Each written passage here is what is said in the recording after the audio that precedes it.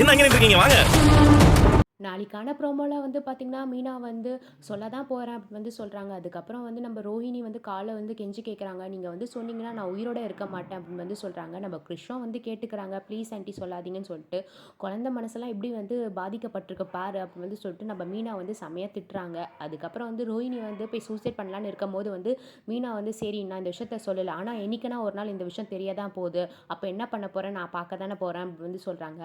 அடுத்ததுல வந்து கோயில்ல பூஜைலாம் முடிஞ்சு எல்லாரும் வீட்டுக்கு போயிடுறாங்க. இந்த பக்கம் நம்ம முத்து வந்து சாப்பிட்றதுக்காக வாழை இலை வாங்கலான்னு வரும்போது வந்து ரோஹிணி அம்மாவையும் கிருஷ்ணா வந்து பார்த்துடுறாங்க. இதுக்கப்புறம் வந்து வீட்டுக்கு கையோட வந்து அழைச்சிட்டு வந்துடுறாங்க. கண்டிப்பா எங்க வீட்டில் நீங்க சாப்பிட்டு தான் போகணும்னு சொல்லிட்டு. இதை பார்த்த நம்ம ரோஹிணி வந்து செம ஷாக் ஆகுறாங்க. இன்னொரு பக்கம் மீனா வந்து ரோஹிணியை பார்க்குறாங்க. ரோஹிணி வந்து மீனா பார்க்குறாங்க. ஸோ ஃப்யூச்சரில் வந்து பார்த்தீங்கன்னா நம்ம முத்துக்கு விஷயம் வந்து தெரியும் போது மீனா கிட்ட வந்து கேட்க போகிறாங்க. ஏன் இந்த இவ்வளோ பெரிய விஷயத்த வந்து மறைச்சேன்னு சொல்லிட்டு. ஸோ குடும்பமே வந்து பார்த்தீங்கன்னா, மீனாக்கு ஆல்ரெடி தெரிஞ்சிருக்கு. இவளும் வந்து மூடி வச்சு கழுத்த அறுத்துட்டா அப்படின்னு தான் சொல்லப் போறாங்க. ஸோ வெயிட் பண்ணி இருந்து பார்க்கலாம் என்ன ஆகுதுன்னு. தேங்க் யூ ஃபார் வாட்சிங்.